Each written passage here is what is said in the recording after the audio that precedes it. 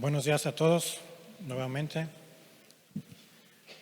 La alabanza es de nuestro Dios, como vemos, como la gozamos, como cantamos el día de hoy. Vamos a pasar a la enseñanza, a la palabra del día de hoy. Y ahorita quiero comenzar con un texto que está en Juan. Te explico. Sabemos que cuando Cristo Jesús vino aquí a la tierra, pues hizo muchos milagros que están escritos, y dice también que otros tantos que si se escribieran, pues no alcanzarían todos los libros para escribir todo lo que Él es y todo lo que Él hizo. De todos esos milagros que hizo aquí en la tierra, Juan habla uno de ellos cuando Cristo va a visitar un estanque, el estanque de Betesda, en el cual se encontraba un paralítico. Entonces, el texto en el capítulo 5 dice que de vez en vez, de cuando en cuando, bajaba un ángel que descendía, y se movían las aguas. Y entonces, los que tenían más oportunidad corrían como podían y se aventaban al agua para buscar la sanidad. El paralítico no podía. El paralítico, por su situación, por su puesto, todos esos 38 años, porque así lo dice la Escritura, que desde hacía 38 años que él estaba paralítico, y cada vez que se movían las aguas, pues a lo mejor, no sé, imagínatelo, o sea, tratando de llegar a gatas, pero en lo que llegaba ya muchos le había ganado. Llega Cristo y como entendemos, lo sana de sus 38 años de parálisis, se levanta, le dice que salga, que no peque más, etcétera. Pero ¿qué crees? Estaban allí cerca fariseos, estaban ahí publicanos. Cuando Cristo los sanó, pues todos estos que estaban ahí al lado, pues se le prendieron, se le fueron encima, porque lo estaban acusando de que lo había sanado en un día de reposo. Y para ellos, sanar en día de reposo no estaba permitido. Trabajar en día de reposo no está permitido de acuerdo a las leyes judías, a los mandamientos. Pero el hecho de sanar no está como tal en la ley y no lo prohibía. Más bien era una tradición oral, una costumbre oral de decir que no se puede sanar a las almas en domingo, pero Cristo lo hizo. Y entonces cuando lo acusan, Jesús les dice lo siguiente en Juan 5:40. Juan 5:40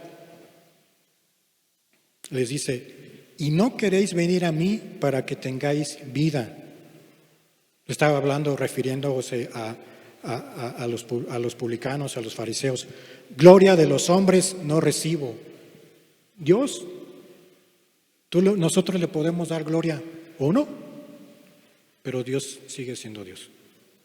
Mas yo os conozco que no tenéis amor de Dios en vosotros, pues yo he venido en mi nombre de mi Padre y no me recibís. Si otro viniere en su propio nombre, a ese van a recibir, a ese recibiréis. Y les hace la pregunta: ¿cómo podéis creer vosotros? ¿Cómo podéis creer vosotros?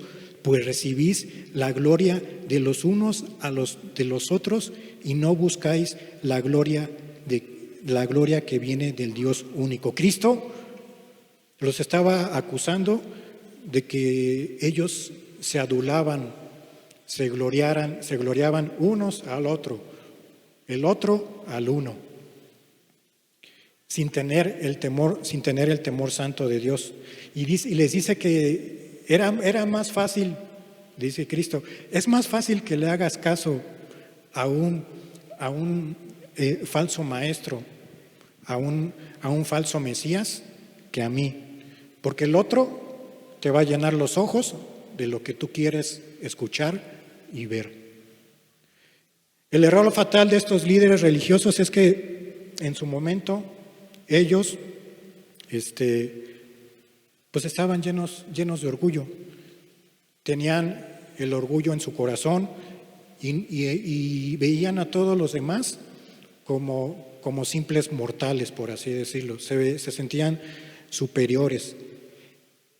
Entonces Cristo les dice eso: ¿cómo vas a creer si estás en esa condición de orgullo? Esa condición de orgullo es una trampa para buscar a Dios. Es una trampa que puede llegar muy sutilmente y puede ir creciendo en el corazón de las almas, de las personas. Prefirieron ellos el aliento, las palabras de los hombres, que ser aprobados antes que Dios. El gran obstáculo para la salvación de los escribas y fariseos fue eso: el orgullo, la vanagloria, el egocentrismo en uno mismo, en ellos. Les gustaba, como te decía, vivir de la alabanza mutua. Si hubieran entendido por lo cual vino Cristo Jesús como el verdadero Mesías que es, hubieran preferido perder la alabanza de los hombres y no perder la alabanza de Cristo hacia ellos.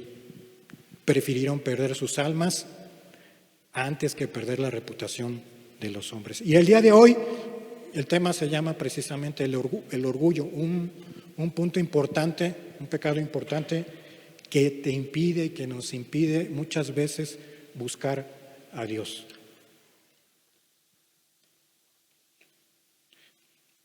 ¿Qué es el orgullo? En términos sencillos y lo que nos enseñan en los diccionarios, si me pones la primera de favor, es una confianza y atención excesiva en las habilidades, logros, la condición, posesiones o la posición que uno tiene, que uno posee. Una confianza excesiva que va más allá, que no es permitida de parte de Dios. Y como sinónimos hay muchos. Mira, la siguiente. Podemos hablar de orgullo, pero también implica, cuando una persona está orgullosa, arrogancia, presunción, una persona engreída, que se siente autosuficiente, que él lo puede todo y él solo, se jacta, petulante, soberbio, una altivez de corazón. Eso es en general los diferentes puntos como se ve el orgullo. Vamos a pedirle a Dios su bendición para que nos guíe. Señor Padre, gracias por este tiempo, Señor. Hoy nuevamente te pedimos que nos des la gracia, Padre, para estar delante de ti, Señor, y entender esta palabra que tú quieres hablarnos a cada uno de nosotros, Señor. Esta palabra de este concepto de orgullo, Señor, que puede entrar muy ligeramente en el corazón y sin darnos cuenta. Señor, ayúdanos, Jesús, para entender esto, si en algo hemos caído en este punto, Señor, en el nombre de Jesús. Vamos a ver una anécdota de un misionero. Ahorita te digo quién es y me pones la siguiente.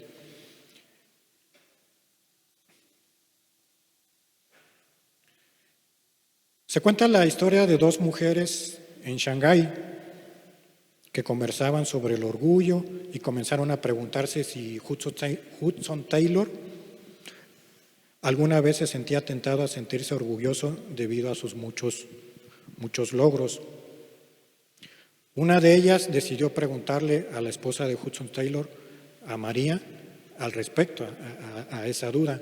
María le prometió que lo iba a averiguar. Hudson Taylor fue entre los años 1800 y 1900 un misionero que fue a China, que estuvo en China sirviendo a los chinos, buscando la salvación de las almas de los chinos. Pasó muchas calamidades, se le murieron algunos hijos, levantó una organización de misión para China, hizo muchas cosas.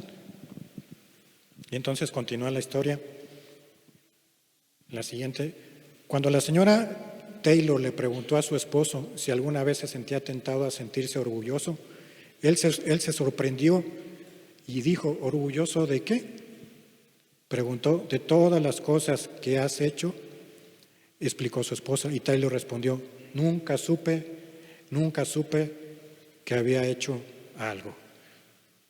Taylor sabía que podía, con todo lo que él había pasado y las bendiciones que él había recibido a lo largo de su ministerio, todos los logros que él había logrado, entre comillas, logros de él, pero venían de Cristo, él lo sabía y no se dejó llevar por ese sentimiento de orgullo que nace aquí adentro.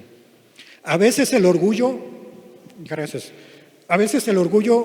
es más fácil de reconocer en otra persona que a veces reconocerlo en uno mismo. Es difícil. Una persona que no anda en la búsqueda de Dios cae muy fácilmente. Se deja llevar por lo que vimos, por sus posesiones, por sus habilidades, por lo que sabe.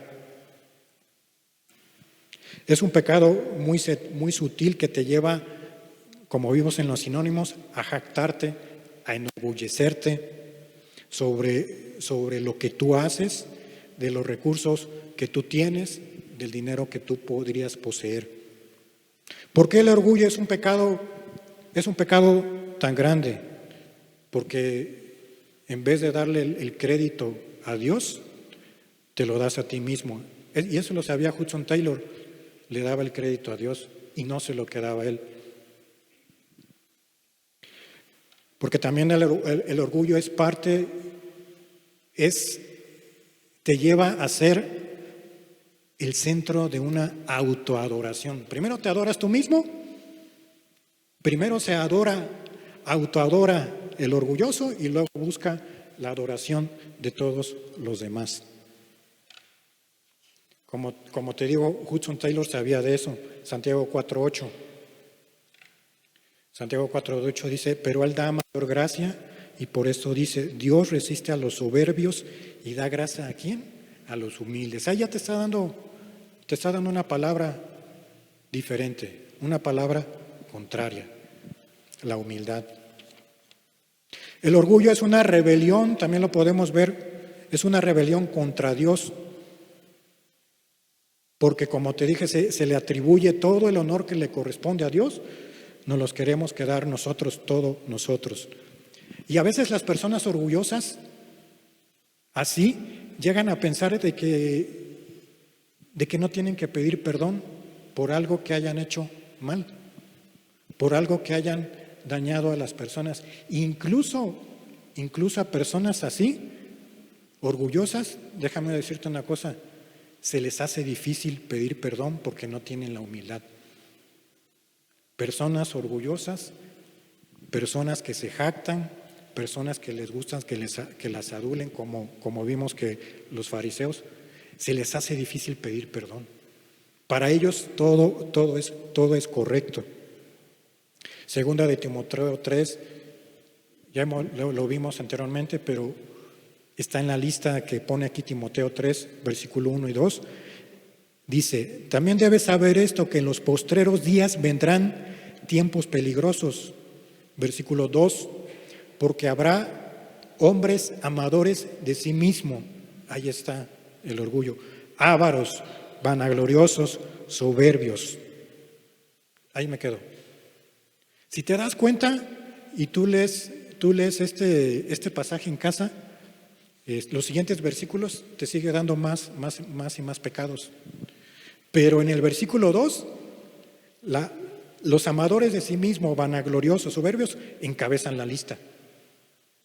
La lista que se está dando aquí. ¿Por qué? Porque ese orgullo lleva a cometer otros muchos pecados. Es el inicio también de muchos otros pecados hacia adelante. El orgullo es el centro del yo.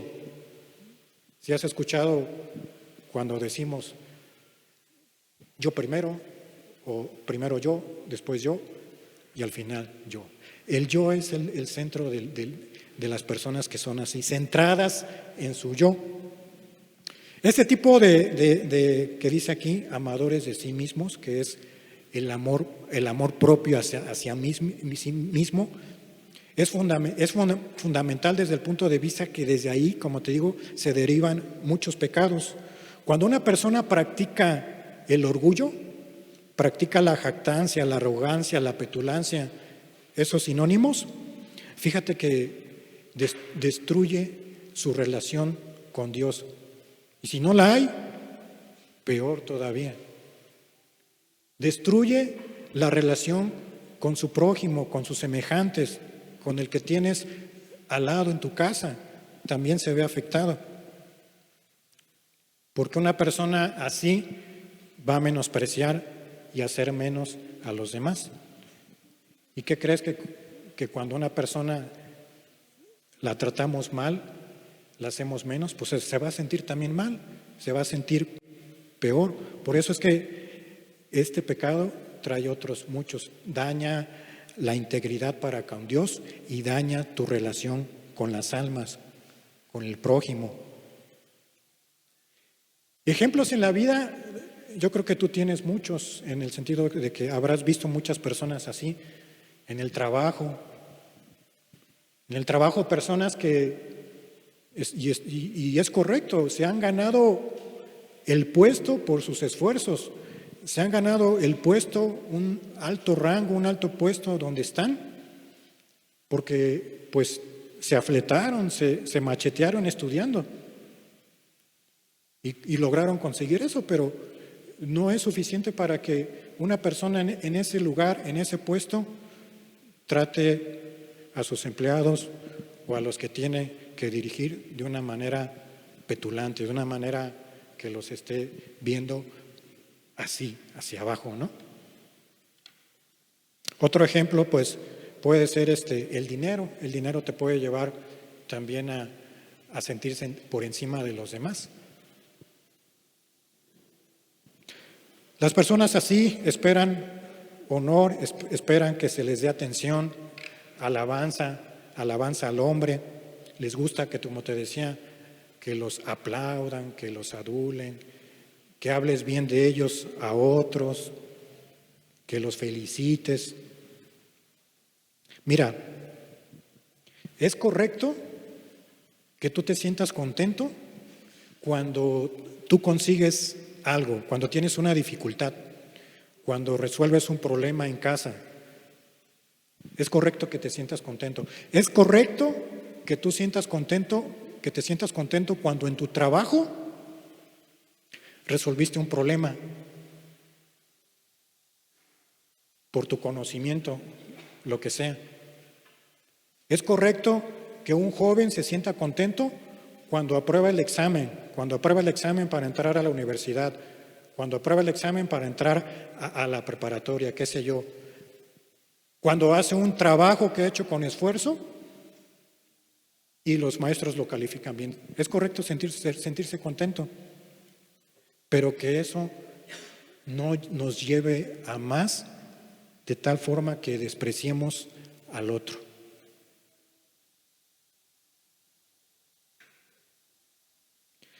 El orgullo, sin embargo, sí puede surgir, como te decía, de esas mismas habilidades, de esa misma habilidad que tú tienes en tu trabajo, de esa misma habilidad que tú tienes en tu escuela, de esa mismo que tú tienes del dinero que Dios te ha permitido tener, de un deporte, de alguna actividad. Hay personas que se jactan que son así, que practican un deporte y nadie más de nosotros practicamos un deporte. Bueno, yo me anoto. Y los hacen a un lado, porque ellos sí practican un deporte, porque han cuidado su cuerpo con el ejercicio, qué sé yo. Pero todo lo que está en este mundo nos puede llevar a la jactancia. Inclusive el conocimiento de la Escritura. Y eso lo vamos a ver ahorita. ¿De dónde proviene el orgullo? Primera de Juan 2:16. Dice así: porque todo lo que hay en el mundo, los deseos de la carne, los deseos de los ojos y la vanagloria de la vida, ahí está, no proviene del Padre, sino del mundo. Proviene del mundo, de la vanagloria de la vida. El orgullo es un pecado de esta vanagloria que la vida allá afuera te quiere dar con todo lo que ves, con autos, con casas, con todo lo que pudieras tener, con propiedades. Te hace sentirse superior a los demás y trata de la persona de impresionar a los demás con lo que tiene y a veces con lo que no tiene, con apariencias externas, incluso llegando al engaño, llegando a engañar para hacerle creer a las otras personas que están en una condición tal para que los vean. Como te decía, te puedes sentir contento porque aprobaste un examen, porque resolviste un problema. Dios sabe que tenemos necesidades, y en este te quiero decir, tenemos necesidades emocionales, psicológicas, de ser queridos, de ser amados, de amar, de querer a nuestro prójimo. Dios nos creó así, con esas necesidades de amor mutuo, de atención mutua. Pero no está en la naturaleza de Dios, no está en la naturaleza de Dios que esa necesidad te lleve a una actitud de soberbia en la vida. Eso es muy diferente, que ya llegues a ese estado de pecaminosidad. ¿Dónde crees tú que empezó el orgullo? En la Escritura marca un punto donde fue el primer orgullo que se manifestó, y eso lo vemos cuando Dios expulsó a Satanás de donde estaba. Isaías 14:12 dice así: ¿cómo caíste del cielo, oh lucero, hijo de la mañana? Cortado fuiste por tierra, tú que debilitabas a las naciones. Tú que decías en tu corazón: subiré al cielo, en lo alto junto a las estrellas de Dios, levantaré mi trono.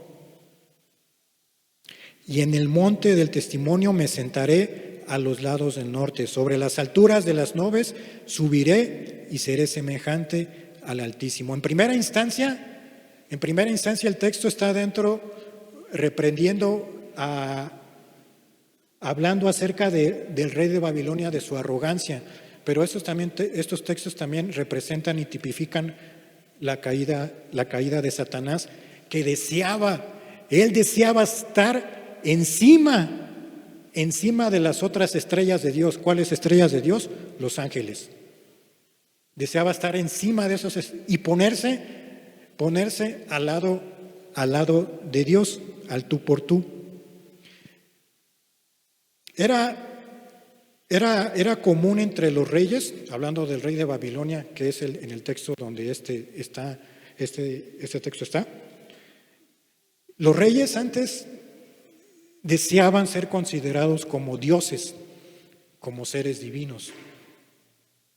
Ponerse a la altura de un ser divino con poder. Bueno, Isaías vino y le dice al rey de Babilonia: estás en una arrogancia. Y fíjate cómo quiero que veas otra vez las palabras de que le dijo Isaías al rey o a Satanás, o a Satanás. La siguiente, de favor. Son los mismos textos, pero fíjate, ahí yo te resalté 5 yos. Yo subiré, yo levantaré, yo me sentaré. Otra vez, yo subiré, yo seré. Ahí está representado el yo del orgullo, el yo lo haré. Esa es la esencia de la vanagloria, esa es la esencia del orgullo, que se ven el yo nada más a sí mismo. Satanás deseaba ser honrado y considerado como el ángel aún más alto. Mira, no tienes que desear y no tenemos que desear ser como Dios para tener un corazón orgulloso. Con el hecho con el hecho de que tú desees ser por encima de alguien, ya empieza ahí un orgullo. Por encima de los demás, allí empieza ya un orgullo. Dios sabía esto acerca de Satanás. Bueno, y sabemos que lo expulsó, lo sacó del cielo.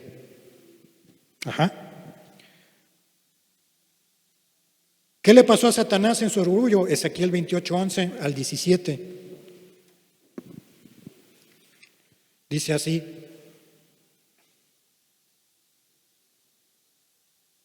vino a mí palabra de Jehová diciendo: hijo de hombre, levanta endechas sobre el rey de Tiro y dile: así ha dicho Jehová el Señor, tú eras el sello de la perfección, lleno de sabiduría y acabado en hermosura. Imagínate un ángel así. En Edén, en el huerto de Dios estuviste, de toda piedra preciosa era tu vestidura, de cornerina, topacio, jaspe, crisólito, berilio, ónice, de zafiro, carbunclo, esmeralda, oro, puras piedras preciosas. Los primores de tus tamboriles y flautas estuvieron preparados para ti en el día de tu creación. Casi hubo una alabanza, una fiesta ahí cuando Dios creó a Lucifer. Versículo 14: tú, querubín grande, protector, yo te puse en el santo monte de Dios y allí estuviste, en medio de las piedras de fuego te paseabas. 15: perfecto eras en todos tus caminos desde el día que fuiste creado hasta que se halló en ti maldad. A causa de la multitud de tus contrataciones fuiste lleno de iniquidad y pecaste, por lo que yo te eché del monte de Dios y te arrojé de entre las piedras del fuego, oh querubín protector. Se enalteció tu corazón a causa de tu hermosura, corrompiste tu sabiduría a causa de tu esplendor, y te arrojé por tierra delante de los reyes, te pondré para que miren en ti. Satanás, Lucifer, como ves, tenía muchos atributos. Era un sello de la perfección. Era un querubín, pero no un querubín normal. Era un querubín grande, dice. Estaba vestido de todas las piedras preciosas que mencionamos. Dice la Escritura que era bello y hermoso. O sea, yo creo que, como lo decimos aquí nosotros, pues era bien parecido, ¿no? Era lleno de sabiduría, era lleno, dice aquí, de esplendor. Fíjate todas las cualidades que Dios le había dado.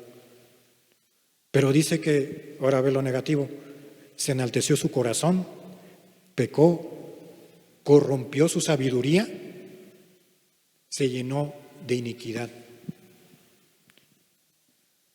Ese orgullo de rebelarse contra Dios lo llevó, como te dije, a que fuera expulsado del cielo y se convirtió y sigue siendo tu adversario, nuestro adversario, el adversario de Dios. Sí, Satanás fue derrotado en la cruz. Satanás fue derrotado por Cristo en la cruz, pero esa batalla sigue. Porque esa batalla sigue por tu alma. Esa batalla sigue porque el diablo no se va a quedar con los brazos cruzados para ver cómo las almas se salvan y él se va al infierno. Es lo que no quiere llevarse a todos. Satanás se convirtió en el gobernante de este mundo, como lo dice la Escritura. Él es nuestro acusador, él es el padre de mentira, él es calumniador. Ese es el inicio de la Escritura del orgullo. Ahora quiero darte unos puntos de dónde puede venir el orgullo. El primero puede venir de diferentes formas, como por el conocimiento. Primera de Corintios 8:1. Primera de Corintios 8:1 dice así: en cuanto a lo sacrificado a los ídolos, sabemos que todos tenemos conocimiento. Dice, el conocimiento envanece, pero el amor edifica. En cuanto a lo sacrificado a los ídolos, sabemos que todos tenemos conocimiento. ¿Qué problema tenían allí en Corintio? Los corintios tenían algunos problemas de conciencia, unos más, unos menos. ¿Cuál era el problema de conciencia? Pues en ese tiempo, en esa ciudad, aparte de los corintios, de la iglesia de Corintio, estaban los templos paganos, los templos que adoraban y levantaban a dioses paganos. Pero la carne que era sacrificada para esos ídolos no se quedaba allí en ese templo pagano, sino que iban y la vendían en el mercado y todavía más barata. El tema es, y los creyentes se preguntaban si ellos estaban participando de ese sacrificio, de ese rito, si ellos compraban la carne y la consumían.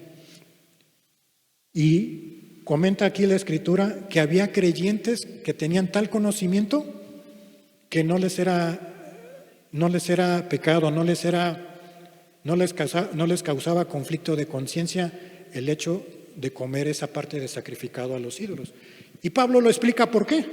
Pablo lo explica más adelante por qué, pero no lo vamos a ver. Pero había personas diferentes que tenían una conciencia más sencilla, un conocimiento más sencillo, y sí les causaba problemas de que el otro los vieran comer la carne sacrificada a los ídolos.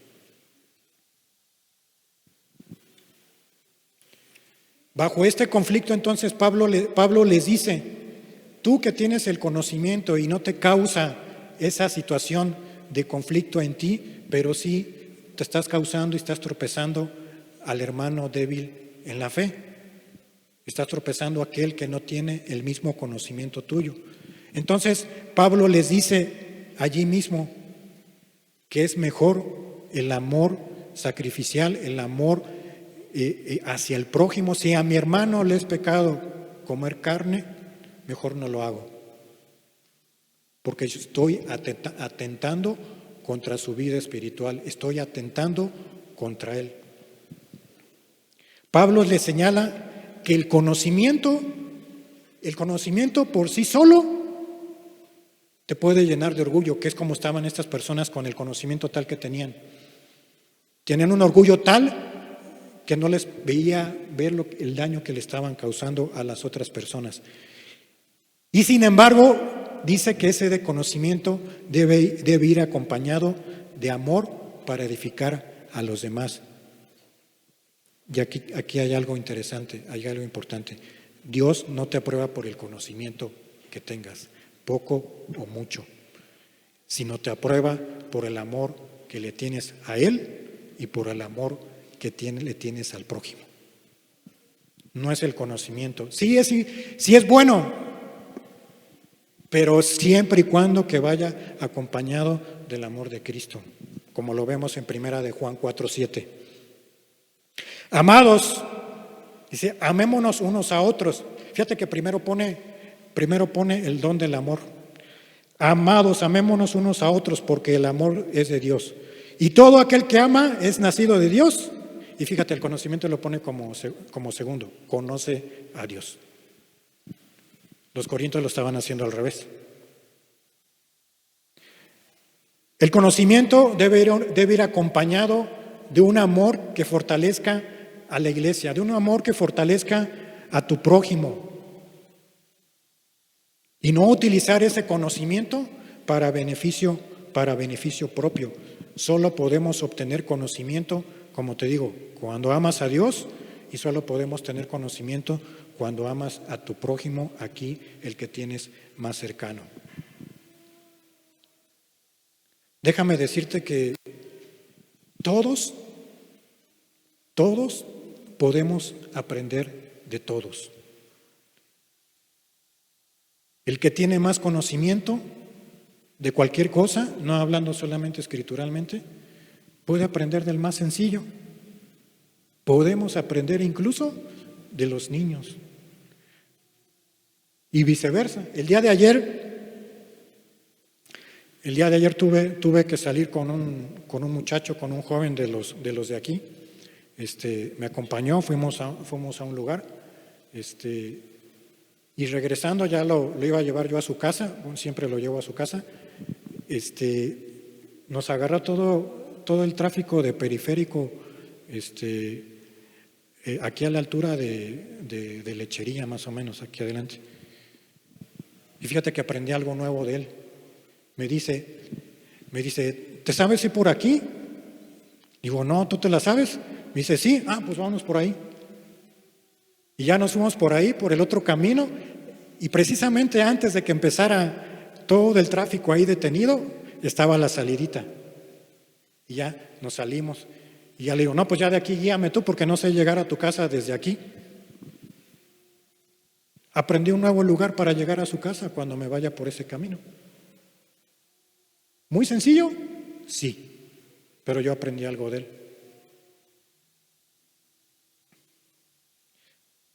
También otro ejemplo que no quiero que se me pase.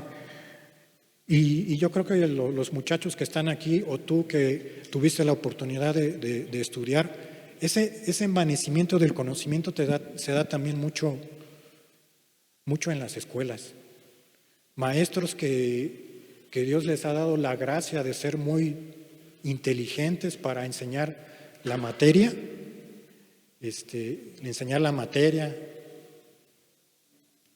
pero se jactaban de su conocimiento. Yo conocí a algunos de ellos que ni tan siquiera nos daba miedo acercarnos. A mí me daba miedo acercarme con él. Y era una materia complicada, difícil. No respetaba a los alumnos, no respetaba a las alumnas mujercitas, no las respetaba. Su orgullo iba ya contra la persona. Pero fíjate que había también personas contrarias.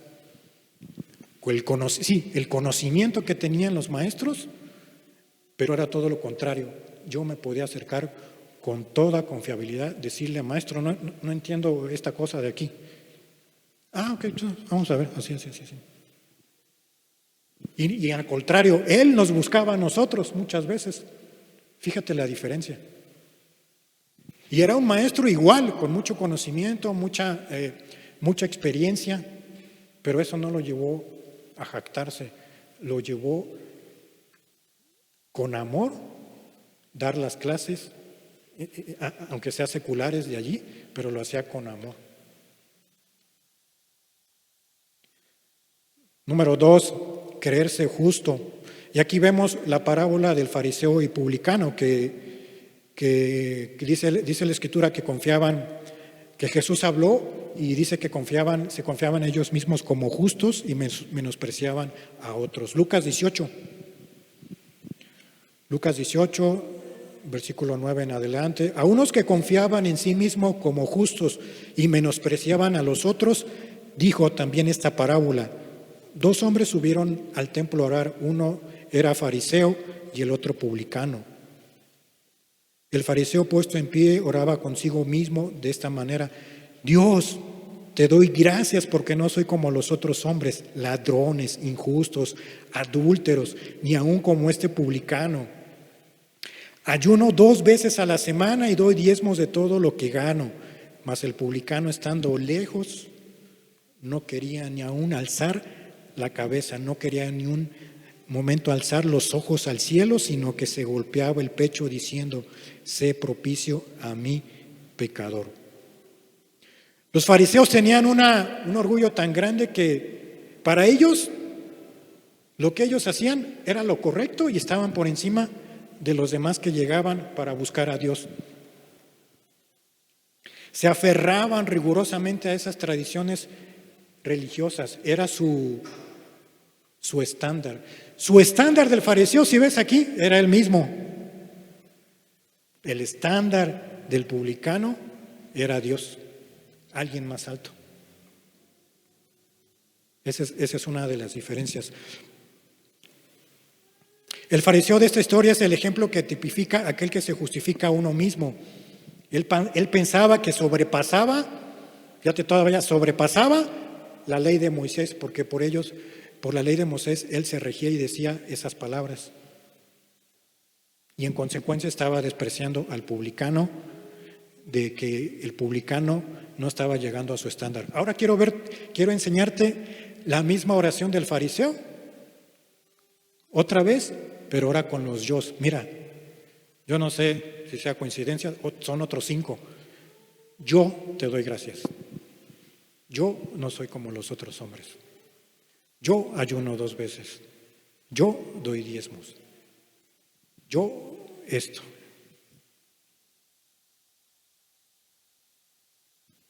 Ahí está el yo, es el yo del orgullo. Fíjate que, ahí déjamela de favor. Fíjate que en esta oración no hay elementos, fíjate, no hay elementos de confesión. No hay elementos que esté pidiendo perdón el fariseo por sus pecados. No hay un elemento de tristeza, de contristación de tu espíritu, del espíritu en el alma. No hay un elemento de confesión porque se siente autosuficiente. No hay que pida perdón. No hay elementos de arrepentimiento. Todo, incluso la alabanza, te doy gracias, está dirigida a Él. Yo te doy gracias por mí porque no soy esto y esto. Su oración es toda acerca de Él. Gracias. A diferencia del publicano, que el fariseo se sentía autosuficiente, dice que el publicano estaba allá lejos. Tenía vergüenza de acercarse incluso al templo. Se sentía cargado con una carga, con una culpa que no le permitía acercarse donde ellos acostumbraban a orar. Pero ¿sabes por qué también el fariseo lo veía de una manera irrespetuosa, arrogante al publicano? Los publicanos, al igual que el evangelista Mateo, debido a su relación con Roma, eran odiados. Era odiado el ejército romano, era odiado los publicanos. ¿Por qué? Porque ellos eran los cobradores de impuestos. Y para la nación de Israel, los judíos, el que un judío se hiciera publicano, cobrador de impuestos, era una traición. Y los odiaban también a ellos. Sin embargo, la postura de este hombre es totalmente diferente si la ves. Un hombre lleno de indignidad ante Dios por su condición. La oración es muy, muy, muy corta si la ves. Dios dice, Dios sé propicio a mí, pecador. Nada más. Ni palabras rebombantes como la puso aquí el fariseo, ni tanta palabrería. Llegó al grano. Señor, soy hombre pecador, sé propicio, ayúdame. Ahora fíjate lo que tiene. Esta oración de 3, 6, 7, 8 palabras es un tipo de oración diferente. Sí tiene una actitud de arrepentimiento, actitud de pedir perdón, exaltando a Dios. No lo podía ver, estaba con los ojos abajo. Una actitud de reconocimiento y de alabanza a Dios. Qué diferente, ¿no? Sin tantas palabras, sino humillándose, porque eso fue lo que hizo. Se humilló. El publicano exhibe precisamente lo que Dios busca de ti, lo que Dios busca de nosotros, y también presenta lo que también Cristo dijo en el Sermón del Monte con una de las bienaventuranzas, Mateo 5:3. Bienaventurados los pobres en espíritu, porque de ellos es el reino de los cielos. Bienaventurado. Necesitamos ser pobres en espíritu. ¿Qué es pobre en espíritu? Que te sientas vacío, que te sientas empobrecido, despreciado, en bancarrota espiritual, una desesperación de tu alma, como la tuvo el publicano, para decir soy hombre pecador, sé propicio a mí, Señor. Porque dice la Escritura que todo aquel que se enaltece será humillado y el que se humilla será enaltecido. Un tercer punto por el cual se puede caer en el orgullo es cuando tienes poder. Cuando tienes poder. Levítico 26, 19 y 20. Dice: y quebrantaré la soberbia de vuestro orgullo y haré vuestro cielo como hierro y vuestra tierra como bronce. Vuestra fuerza se consumirá en vano. Ahí está. Dios va a humillar al que no utilice el poder adecuadamente, porque vuestra tierra no dará su producto y los árboles de la tierra no darán su fruto. Y aquí vamos a ver el ejemplo de Nabucodonosor. Daniel describe, en el libro de Daniel describe el ascenso, la caída de Nabucodonosor, pero también describe su recuperación otra vez. Nabucodonosor fue un rey muy poderoso en el pasado, tenía muchos avances sociales, militares, muchos logros, fue un instrumento de Dios para castigar a la nación de Israel, de Judá, por sus pecados. Pero en los versículos que vamos a ver, vemos a un Nabucodonosor arrogante, recordando el yo del orgullo. Fíjate lo que dice en Daniel 4:30. Daniel 4:30. Palabras de Nabucodonosor. Habló el rey y dijo: ¿no es esta la gran Babilonia que yo edifiqué para casa real con la fuerza de mi poder y para gloria de mi majestad? Te decía que los reyes en la antigüedad deseaban ser vistos como seres divinos, para gloria de mi majestad. La verdad, Nabucodonosor no fue un rival en su tiempo para muchos reyes, para muchos reinos.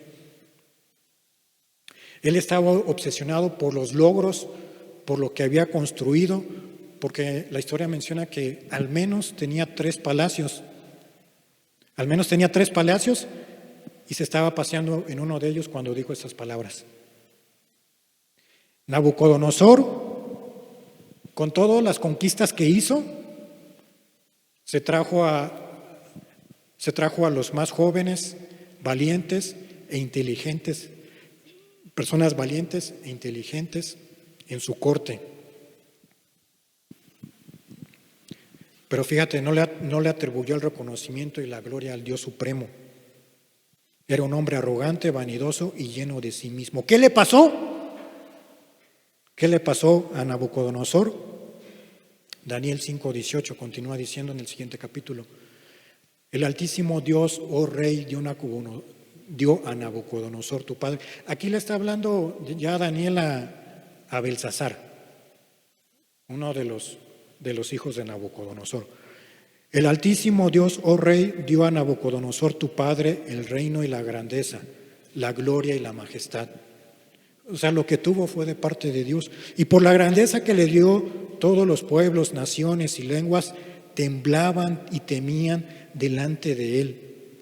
A quien quería, mataba. A quien quería, daba vida.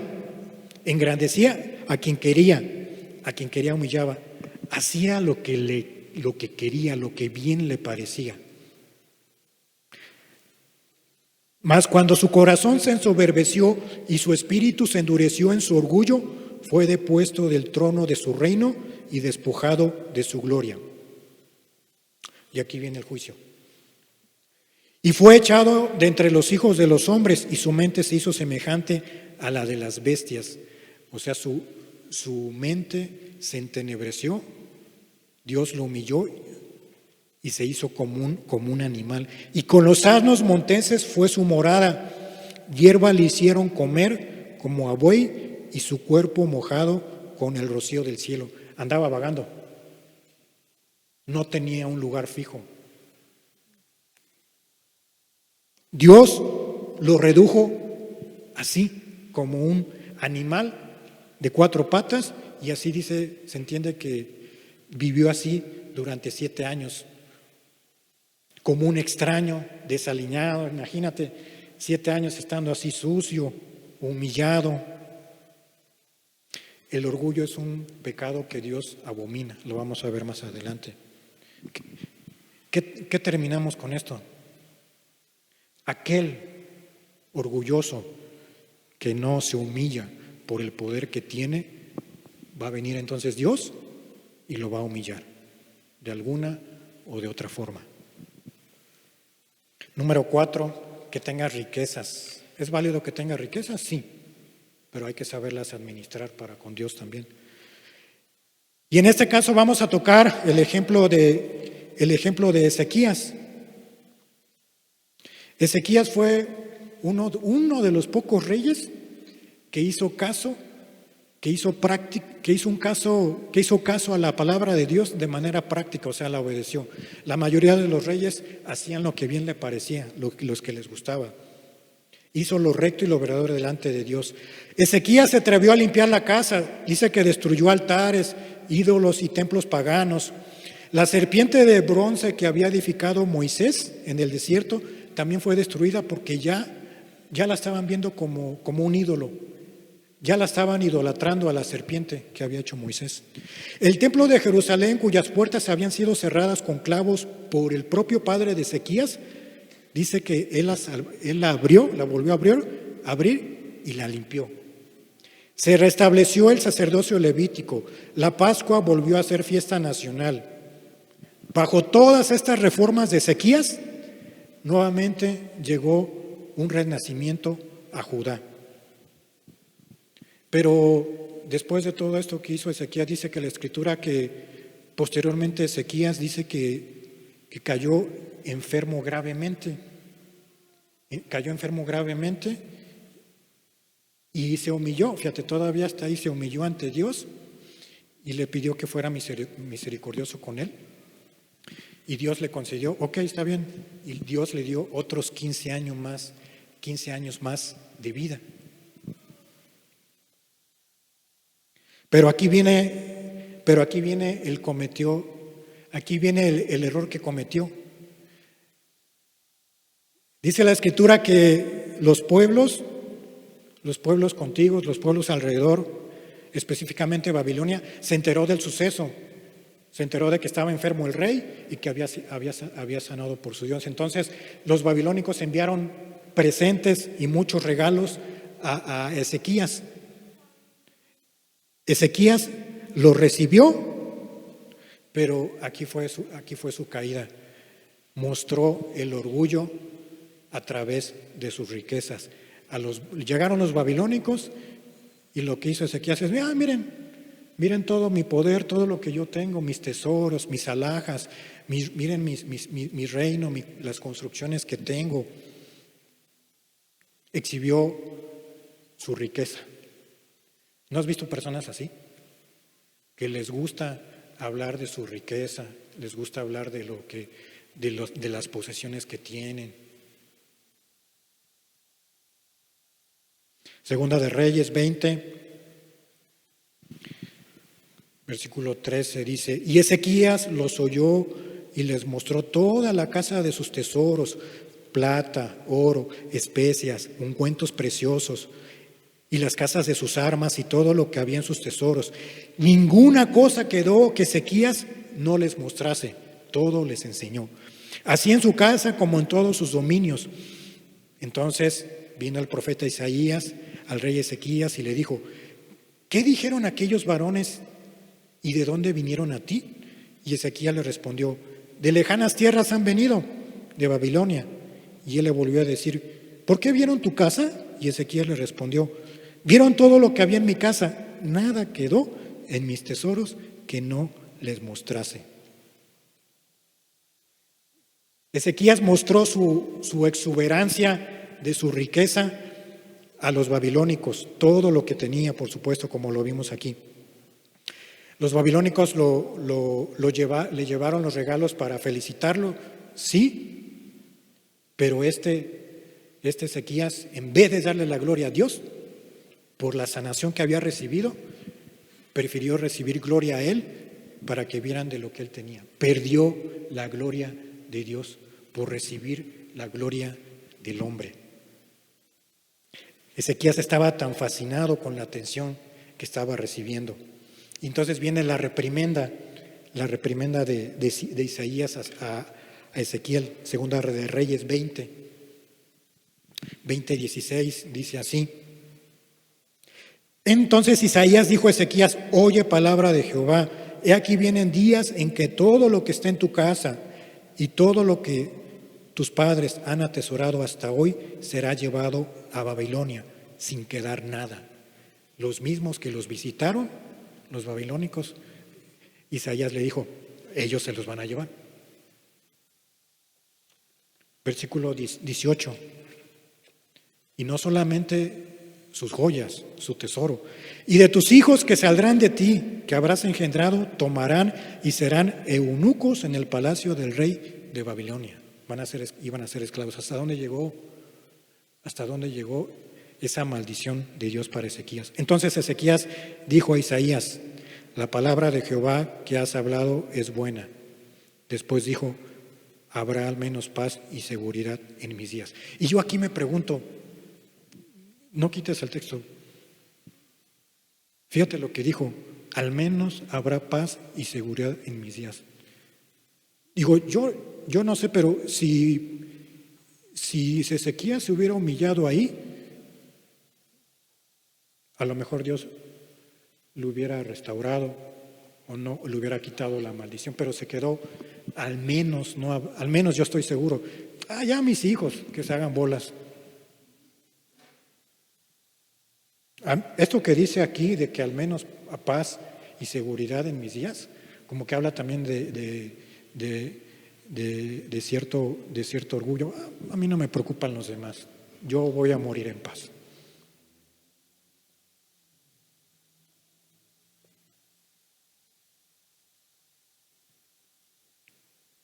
Con esto también aprendemos que Dios, una persona orgullosa con poder, con riquezas, Dios lo va a humillar y le puede quitar las cosas y lo puede llevar hasta abajo.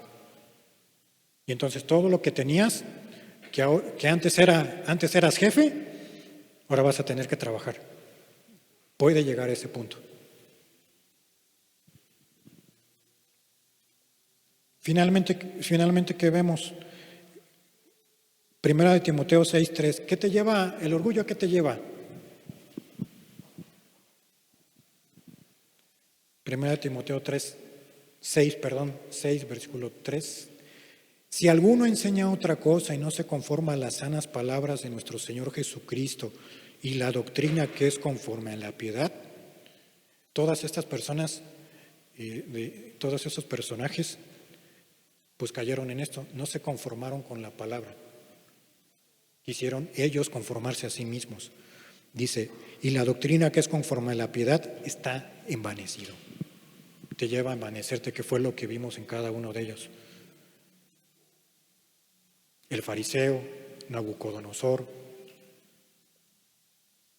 se envanecieron. No te di el ejemplo del rey de Herodes, pero el rey de Herodes dice que cuando salió así al tribunal, gritaron ahí los que estaban abajo: Dios de hombre, Dios, voz de Dios y no de hombre, voz de Dios y no de hombre. Y se la creyó.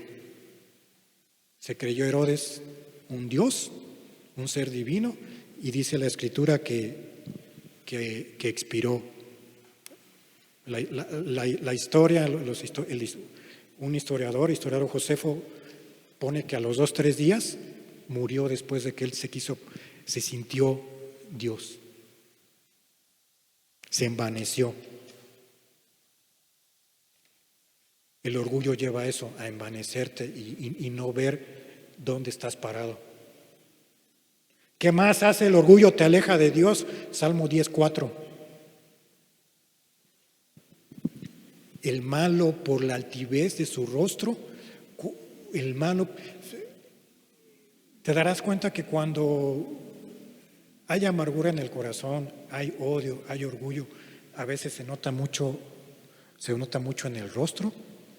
El malo por la altivez de su rostro, la maldad se nota y se muestra en el rostro. No busca a Dios, no hay Dios en ninguno de sus pensamientos. ¿Tú crees que había pensamientos en cada uno de Dios cuando cayeron estos reyes que vimos?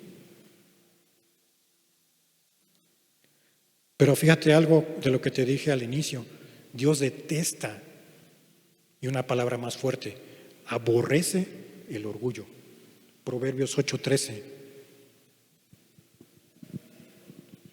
El temor de Jehová es aborrecer el mal. La soberbia, la arrogancia, el mal camino, otra vez están en la primera lista. Y la boca perversa, aborrezco. Y también lo dice adelantito en Proverbios 6:16.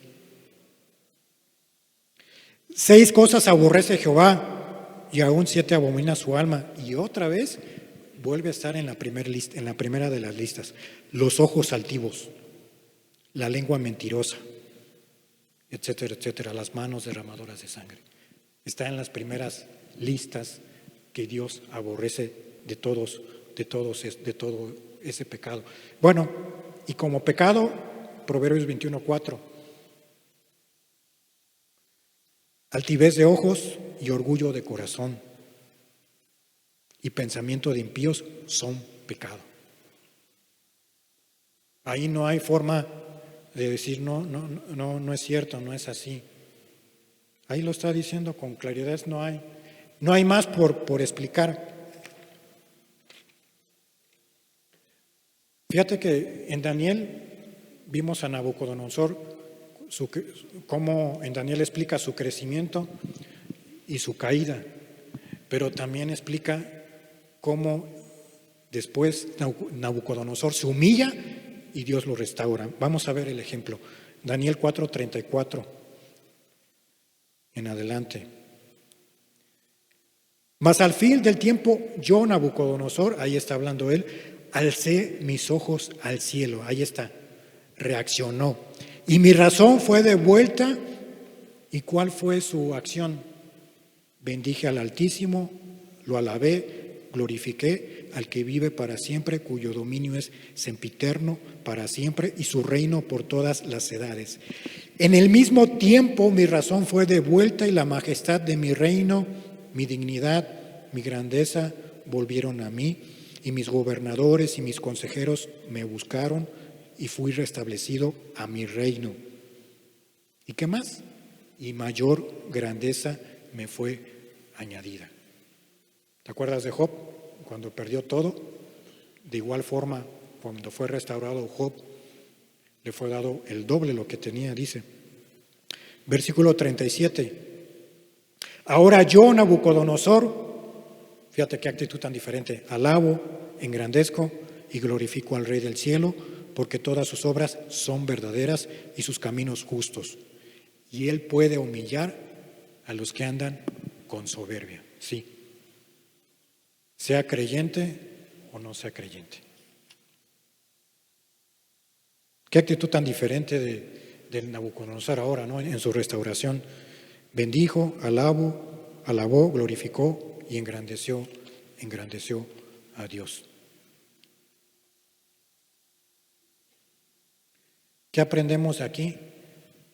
Que lo contrario a ese orgullo, lo que busca de Dios en nosotros es una humildad sencilla, de amor hacia los demás y de servicio hacia los demás. Proverbios 11:2. Proverbios 11:2. Cuando viene la soberbia, viene también la deshonra, mas con los humildes está la sabiduría. La humildad es contrario a la soberbia. La humildad te va a guardar de caer en ese pecado. ¿Qué más pide Dios de ti? Miqueas 6:8. ¿Qué más pide Dios de ti, de nosotros? Oh hombre, dice, Él te ha declarado lo que es bueno y ¿qué pide de ti? Solamente hacer justicia, amar misericordia y humillarte ante tu Dios. Entre esas 3 cosas está el ser humilde, el que te humillas, que todo lo que tú tienes, tengas poder, tengas riquezas, seas jefe de tu empresa, que seas humilde, que no nos jactemos porque soy el mero mero del grupo, de la clase, porque tengo muchas habilidades y por mis habilidades yo resuelvo todos los problemas en el trabajo. Puede ser muy, muy sutil, te digo. Está bien que utilices el conocimiento, pero dice la Escritura que tiene que ir acompañado y por encima el amor. Ahora te quiero presentar, complementando la humildad, dos textos que son complementarios uno con el otro. Romanos 12:13 dice: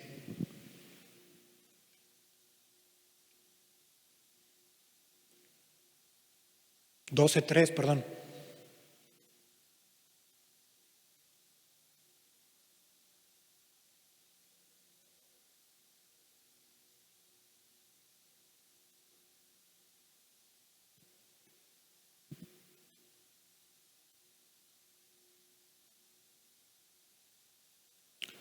Digo pues, por la gracia que me es dada a cada cual que está entre vosotros, y eso es lo que quiero que veas, que no tenga más alto concepto de sí del que debe tener. Que no tengas más alto concepto de ti, de sí mismo, del que debemos tener cada uno de nosotros. Sino que piense de sí con cordura, con sencillez de corazón, con dominio propio, conforme a la medida de la fe que Dios repartió a cada uno. No tengas alto concepto de ti mismo. Este primer texto se refiere a ti, que nos cuidemos del orgullo, que seamos humildes en reconocer si Dios te ha dado muchas cosas materiales, te ha dado mucho conocimiento, es para la gloria de Dios. Si eres una persona sencilla, que no tuviste las mismas oportunidades que otros para estudiar, también es para la gloria de Dios. Y ninguno a otro y el otro a ninguno nos debemos despreciar. Que no tengamos alto concepto de sí mismo. Aún con el más sencillo podemos aprender. De nuestros hijos, de nuestros niños, del joven que yo te dije. Ese texto habla de ti, de nosotros, que no tengamos más alto concepto de nosotros mismos. Y el otro habla de nuestro prójimo, pero fíjate cómo lo pone. Filipenses 2, 3, 4. Nada, y esto también es importante, nada hagáis por contienda o por vanagloria, antes bien con humildad. Y fíjate cómo debes tratar a tu prójimo, estimando a cada uno a los demás como superiores a él mismo. Tú que tienes conocimiento, debes tratar con superioridad a aquel que no lo tiene, porque de esa forma nos vamos a cuidar todos. Y en esa forma demostramos el amor de Cristo para con nuestro prójimo y de Cristo para nuestro Dios. Eso me recuerda ahorita el primer y segundo gran mandamiento. Amarás al Señor tu Dios con todo tu corazón, con toda tu alma, con todas tus fuerzas, con todas tus ganas. Y el segundo es semejante a este: amarás a tu prójimo como a ti mismo. Si te das cuenta que primero Dios te dice, cuídate, no tengas alto concepto de ti mismo y de tu prójimo, por muy sencillo que sea, trátalo como superior a ti, porque Él tiene algo que te puede enseñar. Estos textos enfatizan un mensaje de importancia de la humildad y un servicio desinteresado para vivir humildemente. Y vamos a terminar con el ejemplo de Jesucristo. ¿Cómo Cristo Jesús vino a esta tierra?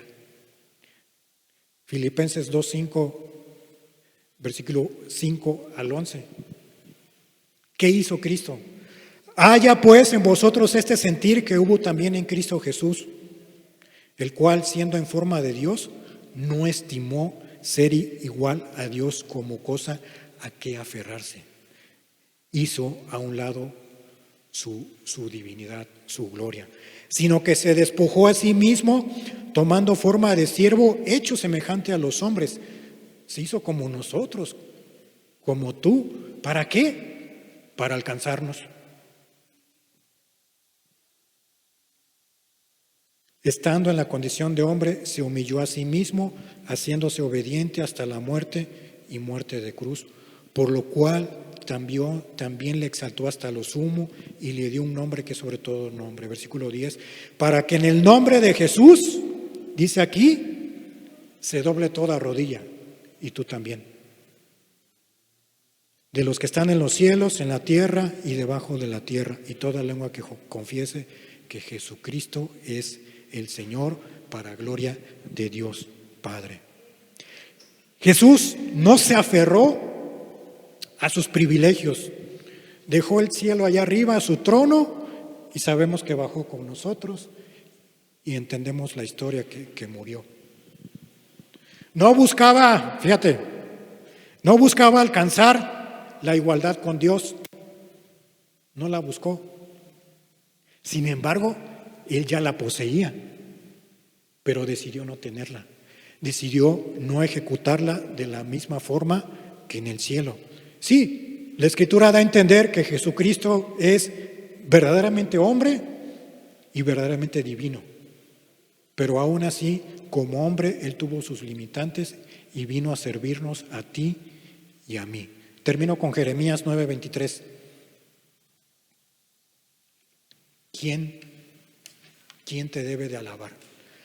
Así dijo Jehová, no se alabe el sabio en su sabiduría, ni en su valentía se alabe el valiente, ni el rico se alabe en sus riquezas. Versículo 24.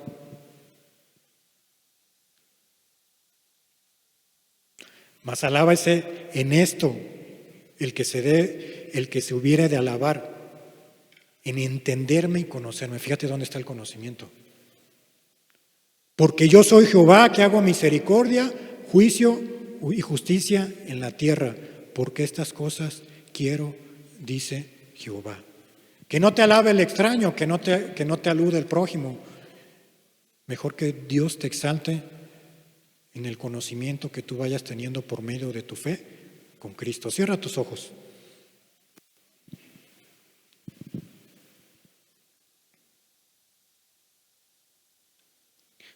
El orgullo llevó a Satanás a ser expulsado del cielo.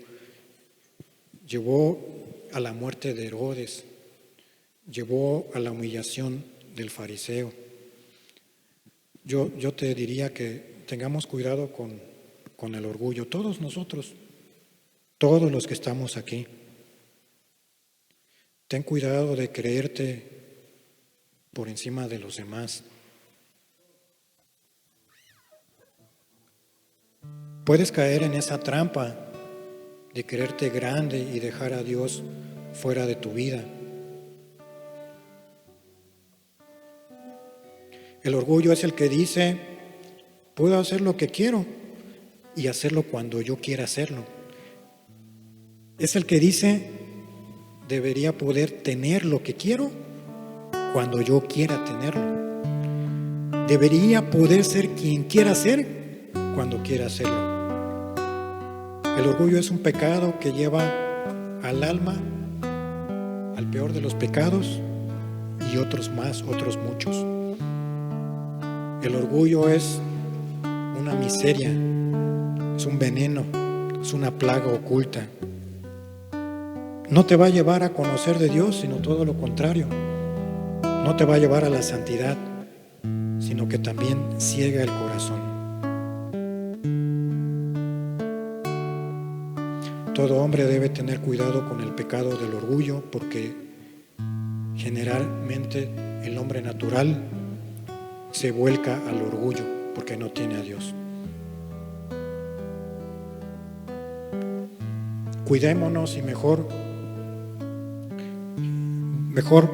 primeramente veamos a Cristo en humillación, en humildad, veamos a nuestro prójimo como superior y que nosotros, cada uno de nosotros, no tengamos ese alto concepto de nosotros, como se dice allá afuera, de creérnoslas por lo que somos, por lo que hacemos, o por lo que no hacemos, o por lo que no pecamos, por esto y el otro.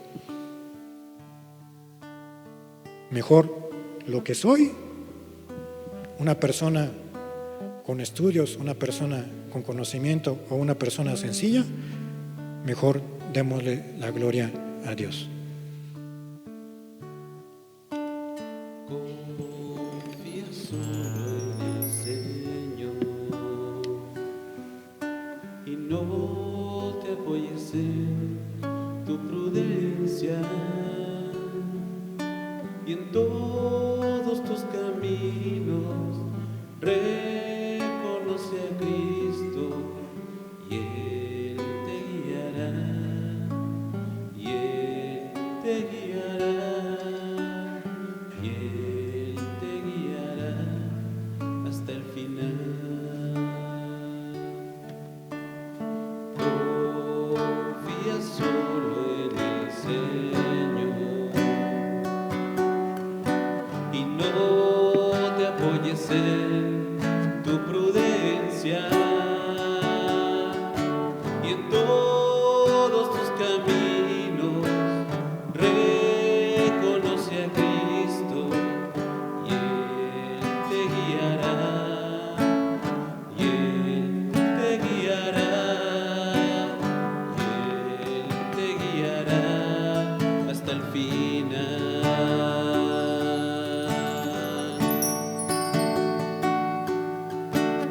Confía solo en el Señor y no te apoyes en tu prudencia, y en todos tus caminos reconoce a Cristo y Él te guiará, y Él te guiará, y Él te guiará hasta el final. Y en todos tus caminos reconoce a Cristo y Él te guiará, y Él te guiará, y Él te guiará hasta el final.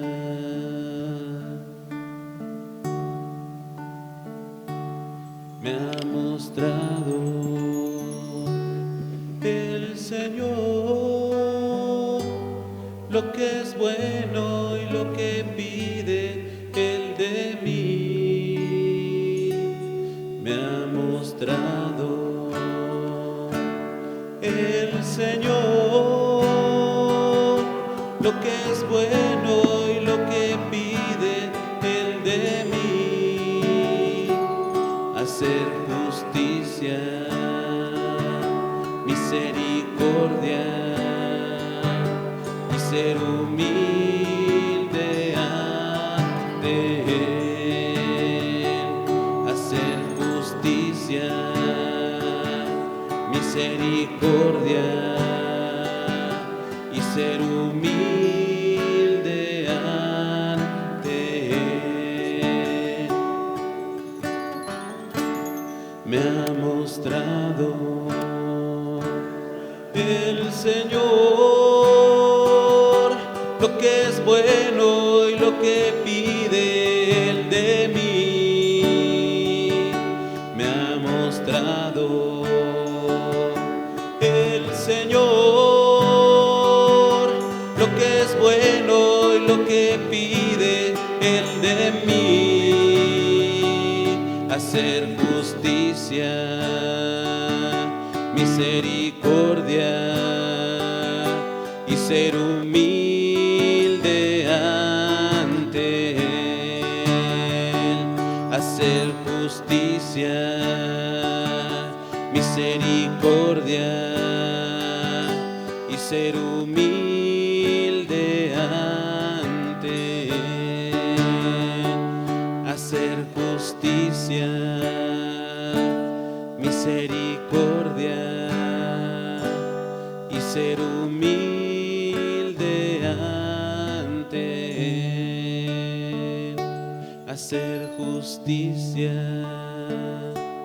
misericordia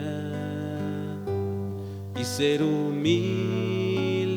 ante Él, y ser humilde ante Él, y ser humilde ante Él.